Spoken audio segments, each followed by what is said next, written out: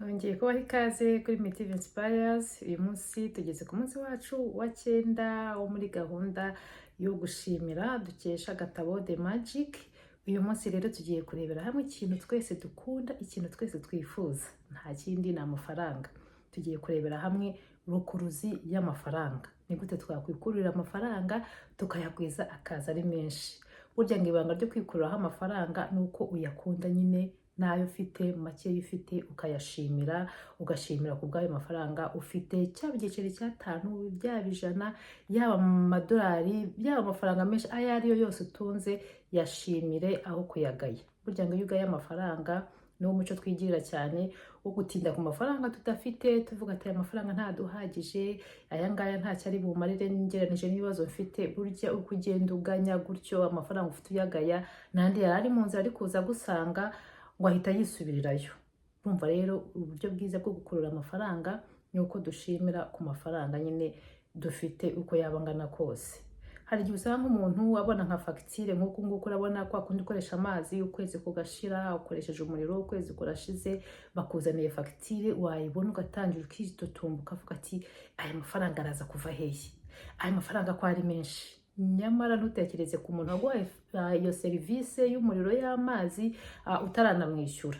Wakabaye wiboneye fagitire ugashimira Imana, turakoze kubw'amafaranga kuko nyine ni amafaranga wakoresheje, warayakoresheje kandi byakugiriye akamaro. Ukavuga turakoze kubw'amafaranga. Niyo waba udafite amafaranga yo kwishyura fagitire ako kanya, wazanayabona ugashima ukavuga ati urakoze kubwa fagitire yishyuwe.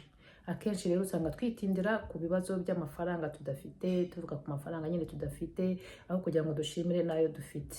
Rero umukoro w'uyu munsi, fata niba hari fagitire ufite cyangwa se niba hari ahantu ufite amadeni, nurangiza wicara usubize amaso inyuma ushime Imana, uvuga ati Nyagasani Imana urakoze kubw'amafaranga.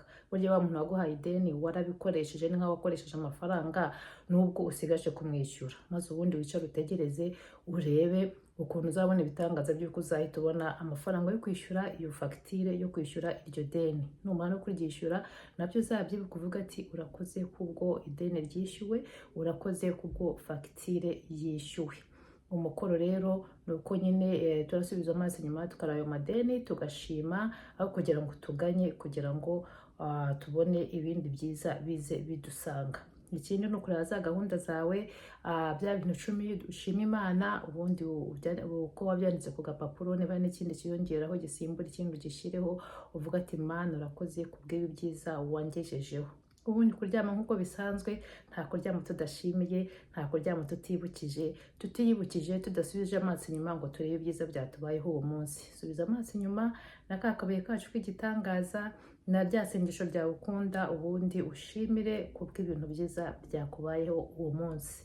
Murakoze rero, naheje ku munsi wa 10, mukomeze mubane nanjye, mwiyandikishe kuri iyi channel yacu, muhereze n'abantu bandi b'inshuti zanyu kugira ngo baze dufatanye muri urugendo rw'iminsi 28. Murabona ko twigeze kure, twige gushima n'ukuri kandi bizadufungurira amayira y'ibyiza.